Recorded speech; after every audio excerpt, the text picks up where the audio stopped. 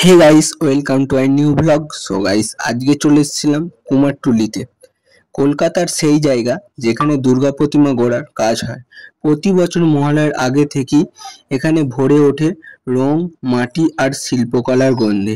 এখানেই শিল্পীরা মাটির থেকে গড়ে তোলেন মা দুর্গা ও তার সন্তানদের। বলা যায় দুর্গা উৎসবের প্রাণশক্তি শুরু হয় এখান থেকে। কুমারটুলিতে ইতিহাস বহু পুরানো, প্রায় ২৫ শতাব্দী ধরে এই এলাকা দুর্গা উৎসবের সাথে জড়িয়ে আছে। এখানকার শিল্পীদের হাতের ছোঁয়ায় প্রতিমা শুধু মূর্তি নয়, একটা আবেগ, একটা শিল্পের প্রতীক হয়ে ওঠে।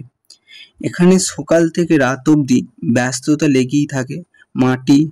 মাটি মাখা হাত, বাঁশ আর খড় দিয়ে কাঠামো তৈরি, তার ধাপে ধাপে গড়ে ওঠে মা দুর্গা। প্রতিমা তৈরির এই প্রক্রিয়ায় আসলে সবচেয়ে মুগ্ধ করার মতো।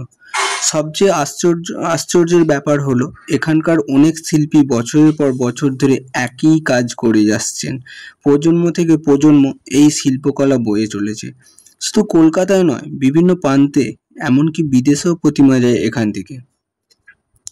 আজ আমি যখন কুমারটুলিতে দাঁড়িয়ে চারপাশে তাকাচ্ছি, মনে হচ্ছে মা দুর্গা আসছেন। প্রতিটি প্রতিমার চোখে, প্রতিটি তুলির আঁচড়ে যেন ভক্তি আর ভালোবাসা ফুটে উঠেছে।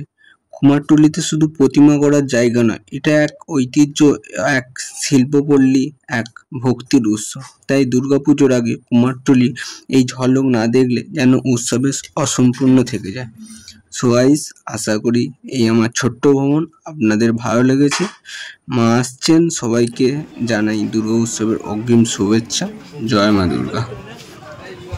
সো গাইস, এবার আমরা বাড়ি যাচ্ছিলাম। আমরা হাওড়া স্টেশনের উপর দিয়ে হেঁটে হেঁটে গিয়েছিলাম।